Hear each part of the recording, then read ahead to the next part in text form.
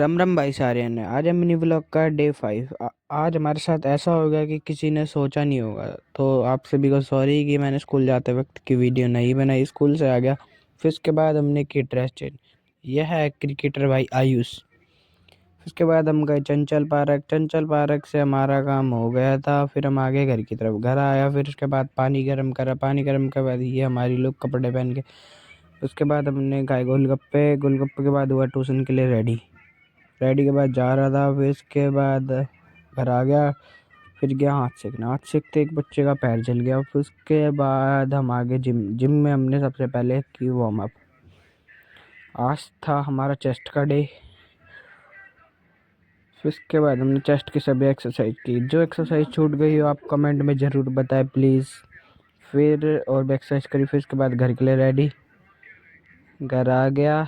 राम राम भाई सारे ने। आज का व्लॉग होता है यहीं पर समाप्त।